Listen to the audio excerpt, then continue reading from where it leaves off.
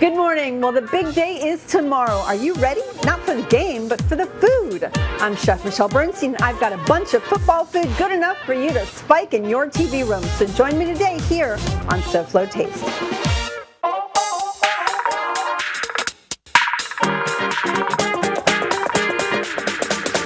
How fun is that?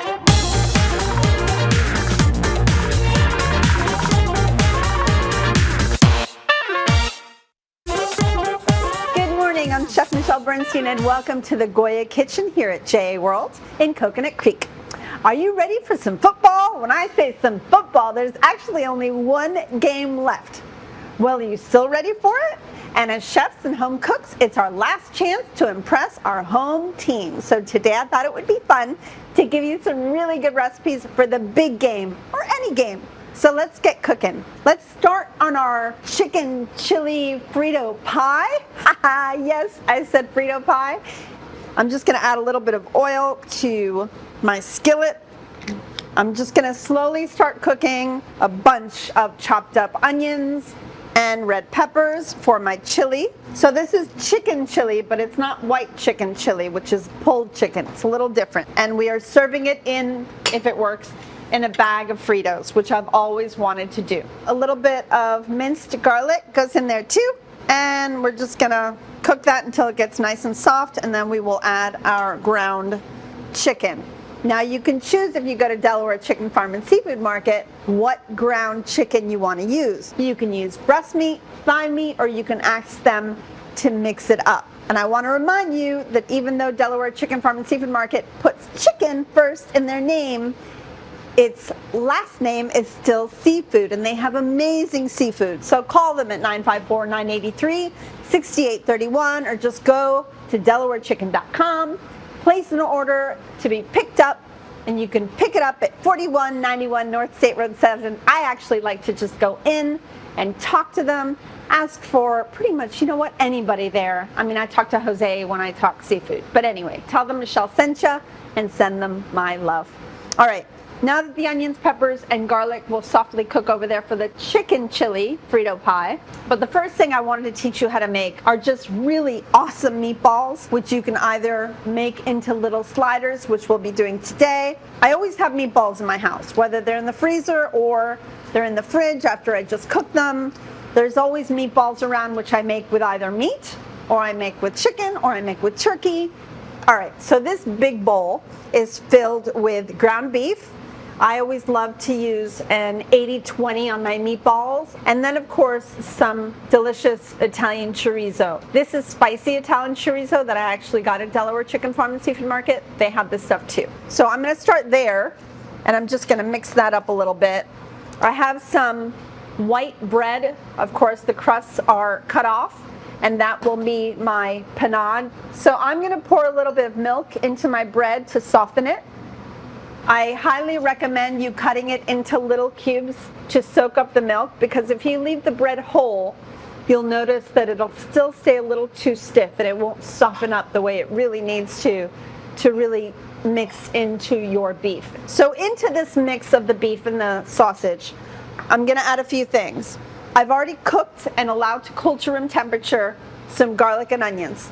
Can't add it hot, obviously, and I don't like adding it raw because I like them to be a little softer in flavor and taste a little bit better. So these just cooked in a little bit of olive oil. I'm going to add 1 egg to bind. This is my little trick. Don't tell anybody else, okay? I know I'm on TV, but still, you know, it's between us. A little ricotta cheese. You won't believe how ricotta cheese will make your meatballs float. They will be fluffy and delicious. Don't go too crazy. I'm probably going to add about half of this. Chopped Italian parsley, some Parmesan cheese, freshly grated or not freshly grated, it's up to you. And then let's give these another minute. I'm going to just start mixing everything up. Now, if you like dense meatballs, then you can go without the ricotta cheese, even without the bread, if you wanted to. If you wanted to make gluten-free, you could use gluten-free bread and do the same thing. This is looking good. This has gotten softer. Let's go ahead and pull some up, squeeze it out. and add it to our meat mixture. So we do have a good amount of Parmesan in this, and I did season my onion and garlic before I sauteed it with a good amount of salt and pepper. So there's a little trick before you make your meatballs. Just sear a little bit of this in a pan and taste it. If it tastes good to you, don't add anything else to it. But if you feel like it needs a little chili flake, a little more salt, pepper, Parmesan, whatever it is that you think it needs, you can add it in there before you go ahead and make it all, because you can't go backwards, especially with meatballs. All right, I just want to make sure that this is really mixed together well. If I'm making a lot of meatballs for a football party like this, I actually like to cook them in an oven rather than sear them on the stove, which I would probably do if I were just making it for the three of us. I have a nice small family. So to cook them in the oven, it's really easy and they come out delicious. Just use your ice cream scooper and load up by the way, this is parchment with a little bit of cooking oil sprayed onto it. Load it up, bake it. It's so fast. If you want, when it's done cooking, you can throw it into tomato sauce. But to make these sliders, that's all you really need to do. I'm going to warm up a little tomato sauce. I have some fresh mozzarella sliced here. Little sliders. Take a look at this. These are so damn cute. Can you see that? I have got skewers with footballs on them. I am ready for the game. So come right back. We're going to throw a bunch of these in the oven and we'll jump over to our chili. I can't wait to show you the rest of the football recipes for all of your house will adore. Hurry up. Come back to the Goya Kitchen at J.A. World. Michelle and the food. This is SoFlo Taste.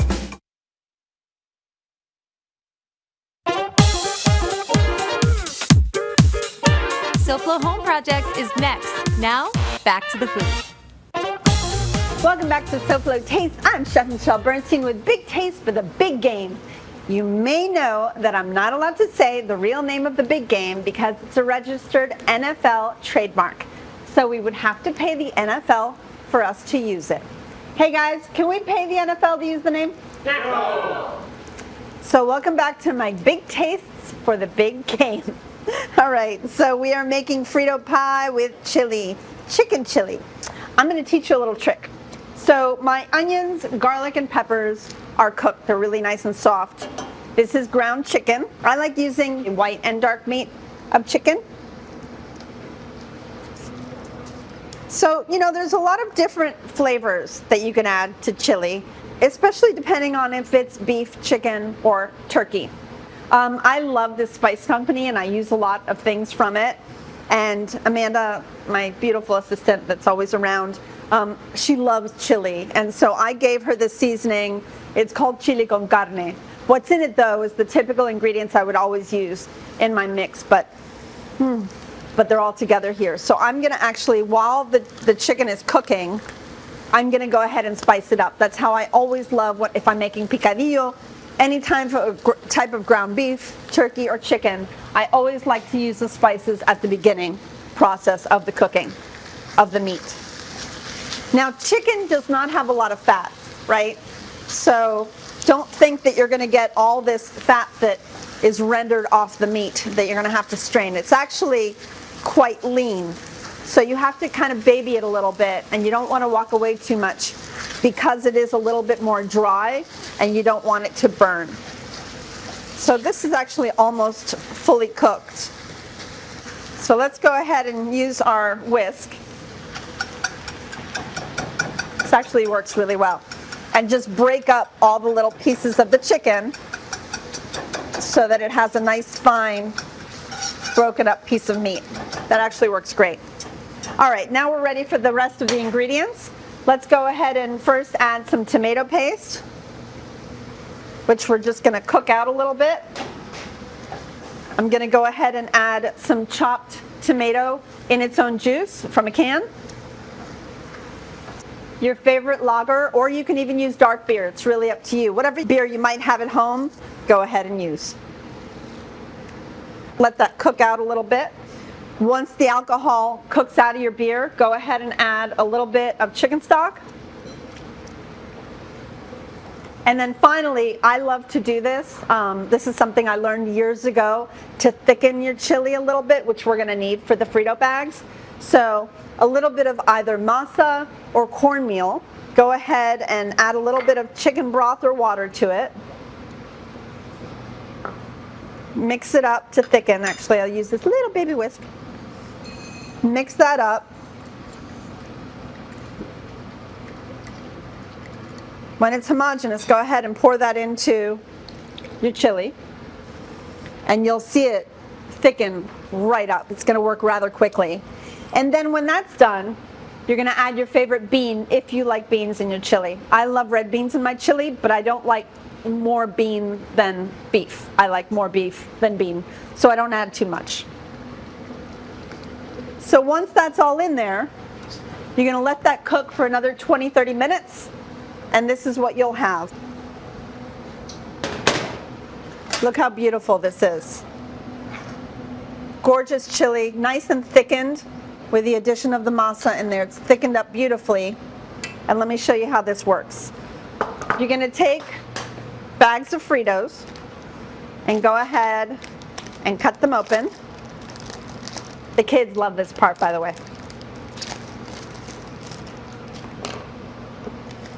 Scoop in the chili, and then you can have it, the kids or your family, adults, top it with your favorite or their favorite toppings. Here I have a little bit of cheese and sour cream. You can do olives, green onions. It's really up to you how you want to do it. And then you just put it back in a bowl. And if you have enough of them, they can stand right up. And everybody can walk around eating their Frito pie. Or of course, they can sit and watch the big game as they do it. This is fun. Oh my goodness, I love this. I can't wait to feed you guys. Okay, so I've got more, so come right back.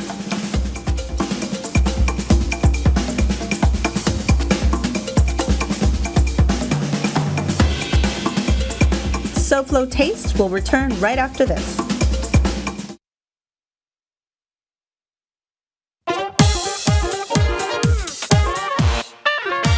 Welcome back to SoFlo Taste. We're here at J World in Coconut Creek, a wonderful and beautiful place committed to the education of our children. This 60,000 square foot interactive learning environment teaches students entrepreneurism, workplace readiness, and financial literacy. I think I need some of that. Visit jasouthflorida.org for more information or call 954-979-7100. Now back to the food. All right, everybody, look how beautiful and kind of adorable our meatball sandwiches turned out. They have mozzarella on the bottom, the meatball on the top, and of course some tomato sauce. And go crazy finding some skewers online. Oh my God, there's so many and they're so awesome. So I'm gonna set these aside.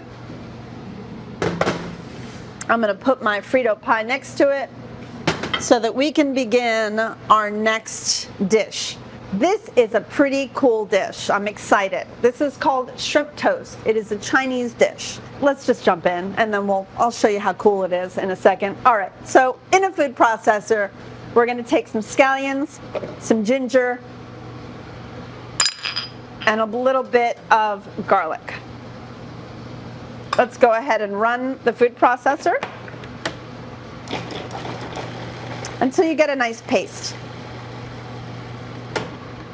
Now we're going to add shrimp and cilantro into here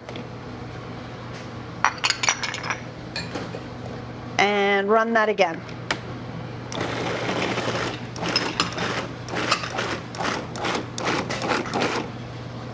Now we're going to pour in an egg white, a little sesame oil, and a little soy.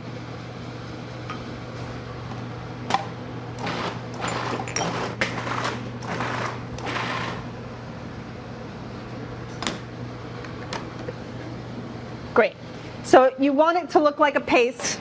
You want the shrimp to be ground, but you don't want to grind it into submission. Like, you don't want to just go crazy.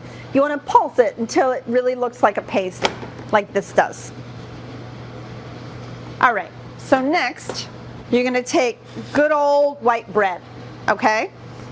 And if you have one of these little offset spatulas, it works really well. But if not, I don't know, a teaspoon will be perfectly fine. So we're going to gather the paste and spread it evenly on the piece of bread. And you want a good amount because this is it. This is the whole recipe minus the sesame seeds. Okay? Let's do it again. I really want to get a good amount on there. So let's go ahead and spread this evenly, a nice amount of it. You know, very small amount of shrimp goes really far with this dish, like so. Got it? Beautifully spread like peanut butter. Okay, so the next thing we're gonna do, cut this into little triangles. So I'm gonna remove the crusts, and you really wanna spread it while it's whole. It just makes it easier on you. And remove the crust from this one. Nothing against the crust, but it doesn't work on this dish. All right, let's get rid of these. So the next thing we're gonna do is cut these into triangles. Now you can go into little triangles or big triangles. That's up to you. I'm gonna cut these just in half. We're gonna basically crust these shrimp side down onto sesame seeds, because the sesame seed is going to be the crust on here. It already smells so good. I don't know if it's the ginger, garlic, cilantro coming out, but it already smells delicious. So this is what it looks like. Can't even tell that there's shrimp underneath it, but the sesame gives it a beautiful sesame crust before you dive into that shrimp paste. So our pan is nice and hot, and as you've noticed, I've chosen the biggest pan humanly possible. You don't have to get one this big, but you do want there to be a little bit of space so that you have room to pick it up with a spatula. So I'm going to go ahead and put sesame down. And as it cooks, that pink shrimp color is going to start showing through the sesame. Now it's really important that you not only cook it on this side, but we have to cook it on the other side too. Because if you had mushy bread with a beautiful crisp shrimp paste on the top, it really wouldn't work out. So what we're gonna do is we're gonna make this golden and crispy all over, all right?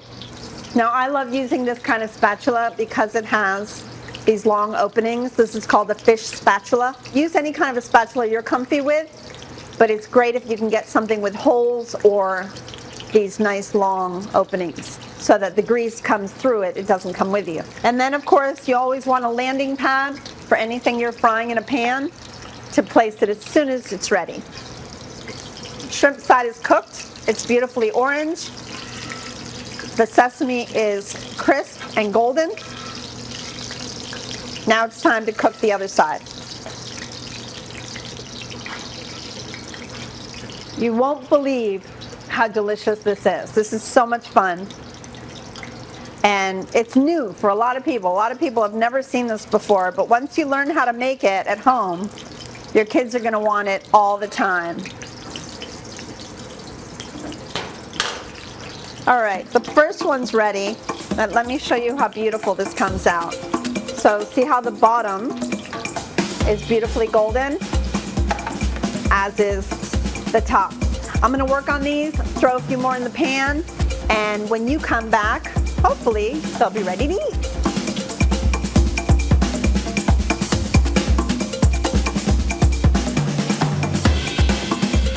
Stay tuned to SoFlo Taste. We'll be right back.